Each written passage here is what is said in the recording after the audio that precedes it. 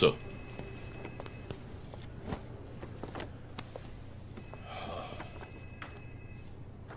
రంజిత్, వాడి next target నువ్వే అని ఎలా చెప్పగలుగుతున్నావు?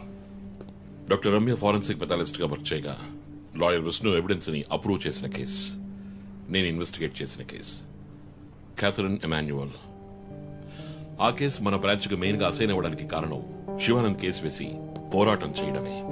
యా యా యా ఇమాన్యుయల్, అతని భార్య architect couple. Exactly sir. Yeah, బాగా డబ్బున్న వాళ్ళు. క్యాథరిన్ వాళ్ళ ఒక్కగానొక అమ్మాయి. సంతోషమైన కుటుంబం.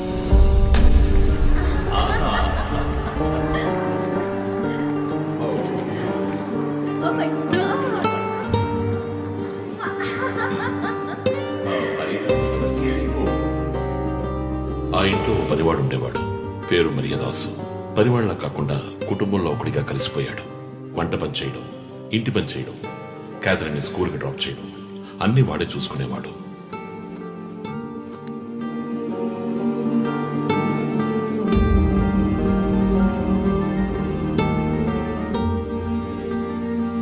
Mummy, look what I want.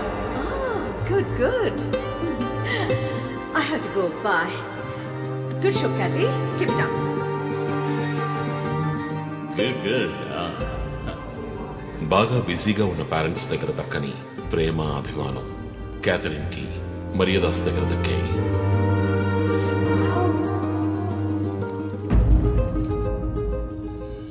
కానీ ఒక్క రాత్రిలో ఆ కుటుంబం చిన్నాభిన్నమైపోయింది. క్యాథరిన్ హత్యకు గురైంది. మరియదాసు పరారయ్యాడు. ఇంట్లో ఉన్న డబ్బు, నగలు దొంగిలించబడ్డాయి. పోలీసులు మరియదాసుని సస్పెక్ట్ గా డిక్లేర్ చేసి కేసు ఫైల్ చేశారు.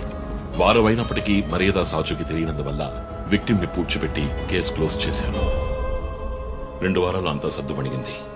కానీ ఈ కేసులో ఏదో మర్మం ఉంది, నిజమైన హంతకుడిని కనిపెట్టలేదు అని మీడియాలో వార్తలు ప్రసారం అయ్యాయి. ప్రజలు ధర్నాలు చేశారు. మరియదాస్ కుటుంబం శివానందని మీట్ అయ్యి రిక్వెస్ట్ చేసినందువల్ల హైకోర్టులో ప్రజా ప్రయోజన వ్యాజ్యం వేసి కేసును రీఓపెన్ చేయించారు. హైకోర్టు ఆర్డర్తో ఒక స్పెషల్ ఇన్వెస్టిగేషన్ టీం నా నాయకత్వంలో ఏర్పాటైంది. నేను క్యాథరిన్ బాడీని ఎగ్జామ్ చేసి రీపోస్ట్ మార్టంకి ఆర్డర్ చేశాను. కానీ కేసు సాల్వ్ చేయడానికి ముఖ్యమైన ఎవిడెన్స్ అయిన మర్డర్ వెపన్ మాకు దొరకలేదు. ఒకరోజు I got the break through. Hello how are you? Fine. తీసుకోండి. No thanks. Can I go? Yeah sure.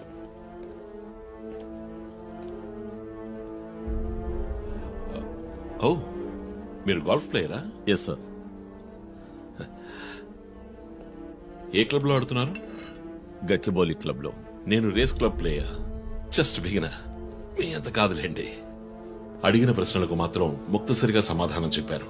కూతుర్ను పోగొట్టుకున్న దుఃఖంలో ఉన్నారని నేను పెద్దగా పట్టించుకోలేదు. అప్పుడే ఒక విషయం గమనించాను. ఒక గోల్ఫ్ కిట్ లో 16 క్లబ్బులుంటాయి. అన్ని ఇంచుమించు ఒకేలాగుంటాయి. ఒకే ఒక్క క్లబ్ తప్ప. అదే పట్టర్. హోల్ దగ్గరున్న బంతిని కొట్టడానికి యూజ్ చేసే క్లబ్.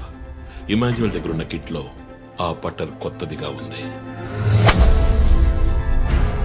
క్యాడీ దగ్గర మాట్లాడిన దాన్ని బట్టి ఇమాన్యుయల్ హత్య జరిగిన 2 వారాల తర్వాత ఒకే ఒక్కసారి మాత్రం గోల్ఫ్ ఆడడానికి వచ్చినట్టుగా తెలిసింది.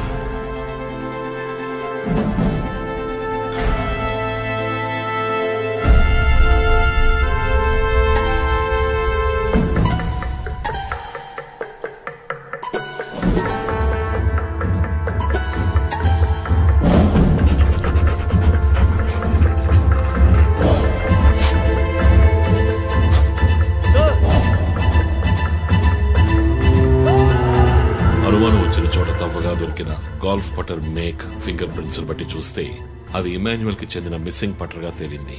ఫోరెన్సిక్ ల్యాబ్ ఎగ్జామినేషన్ లో మేము వెతుకుతున్న మర్డర్ వెపన్ అదేనని నిర్ధారణ అయింది. డిఎన్ఏ రిపోర్ట్ లో 2 ముఖ్యమైన ఆధారాలు దొరికాయి. ఫస్ట్, క్రైమ్ స్పాట్ లో క్యాథరిన్ మాత్రమే కాదు, మరియదాసు రక్తం కూడా ఉంది. సెకండ్లీ, దొరికిన గోల్ఫ్ పటర్ మీద ఉన్న బ్లడ్ ట్రేసెస్ మరియదాసువి. సో మరియదాసు మిస్ కాలేదు, మర్డర్ చేయబడ్డాడని కనిపెట్టాను. పెథాలజీ రిపోర్ట్ ప్రకారం ఆ అమ్మాయి చనిపోవడానికి ముందు సెక్స్ లో పాల్గొన్నట్టుగా కన్ఫర్మ్ అయింది. స్పర్మ్ డిపాజిట్ లో ఉన్న డిఎన్ఏ మరియదాసు డిఎన్ఏతో మ్యాచ్ అయింది. కేసు సాల్వ్ చేసేసాం.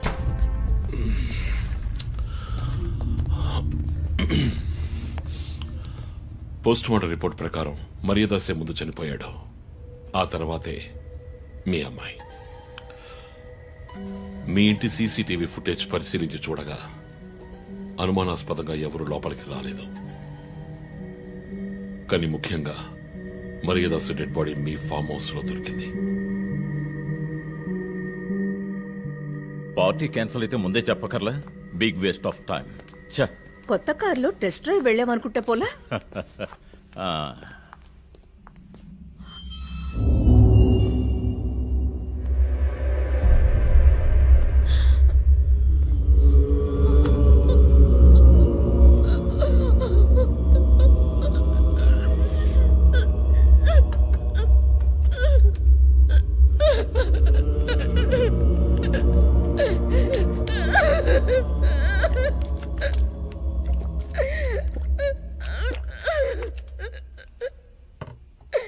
నన్ను క్షమించండమ్మా.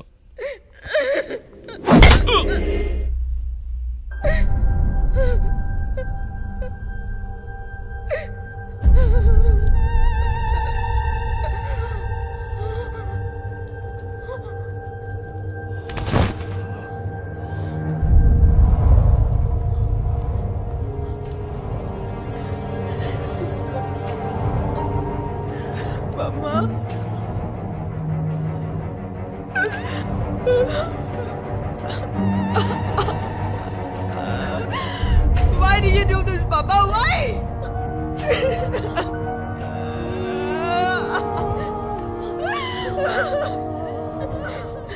నీకేం తక్కువ చేసాం కదా? నీకేమైనా పిచ్చి పట్టిందా?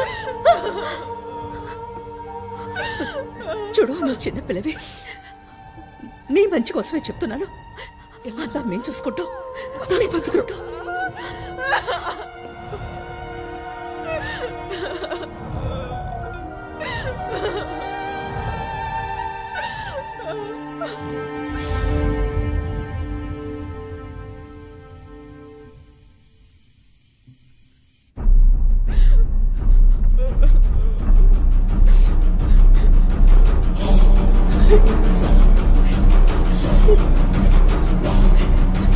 I'm gonna call the police. వద్దు. Ma, please leave me. వద్దు. Do something. Stop her. Kathy, Do police something. చెప్పొద్దు. Stop her. I want you to stop.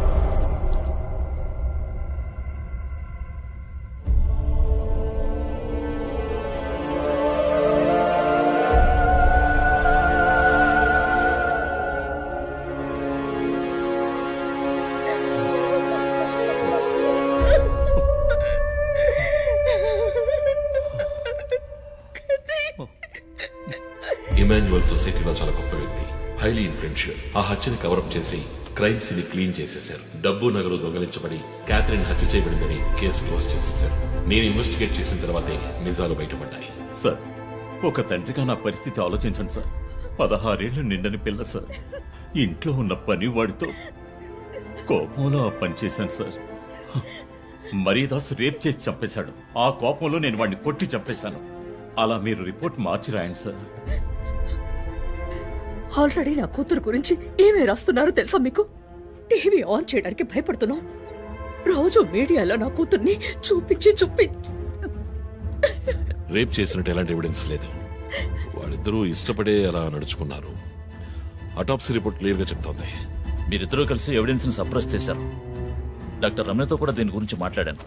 ఆవిడ కలెక్ట్ చేసిన డిఎన్ఏ ఎవిడెన్స్ చాలు మిమ్మల్ని కన్విట్ చేయడానికి. నేను డిఎన్ఏ రిపోర్ట్ మార్చి రాయిస్తాను.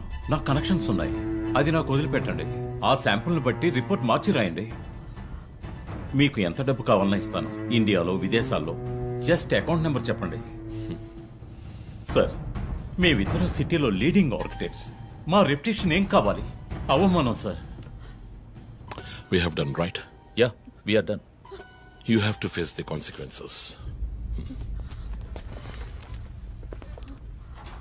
నా దగ్గరే దాచిపెట్టారు సార్. చెప్పకూడని విషయాలన్నీ చెప్పి ఇలా ఇరుక్కున్నారే సార్.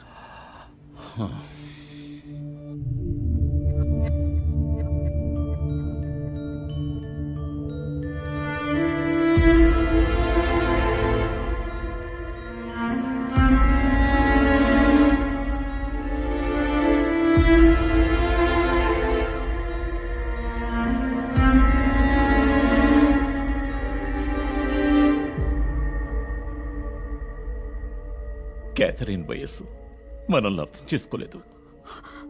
అడిగిందల్లా కొనిచ్చాం. డబ్బు ఖర్చు చేసామే కానీ కొంచెం టైము ఖర్చు చేసి ఉండాల్సింది.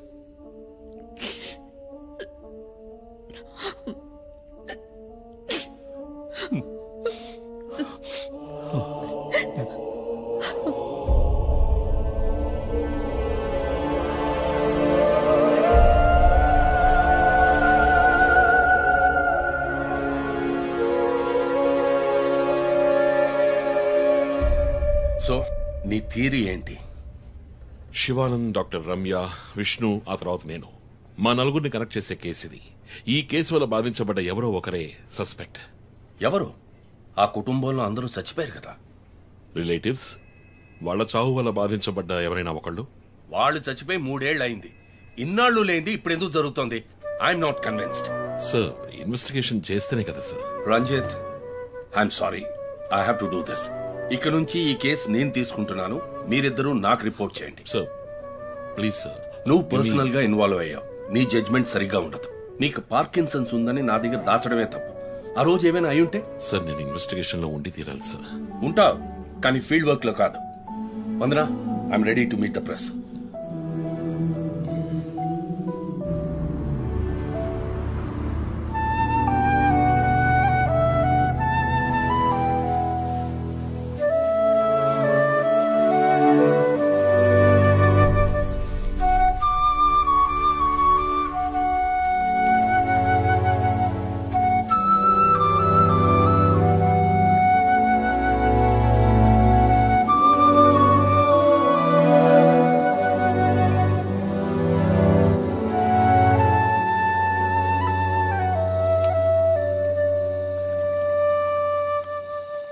ఆయనయ్య పడుకోలేదా? ఆ సీరియల్ కిల్లర్ కేసు నిన్ను పడుకోనివ్వట్లేదా? నువ్వే ఇంకా పడుకోలేదు? నాకు ప్రాజెక్ట్ రిపోర్ట్స్ అలా బద్దలవుతోంది. నీకో సీరియల్ కిల్లర్ ఉన్నట్టే నాకు ఆఫీస్లో సీరియల్ కిల్లర్ ఉన్నాడు. ఎన్నో ప్రాజెక్ట్స్, డెడ్ లైన్స్. నీకు అప్లై అయ్యే లాజిక్ నాకు అప్లై అవ్వాలి కదా. ఏమిటో లాజిక్? నిద్ర రాకపోతే 4 పెగ్గులు కొట్టే లాజిక్. అయితే మరి నువ్వు ఇంతవరకు మందు కొట్టిందే లేదా? అన్నయ్యతో కొట్టడానికి ఒక చిన్న permission. Okay, cheers for the Cheers, serial killers. killers.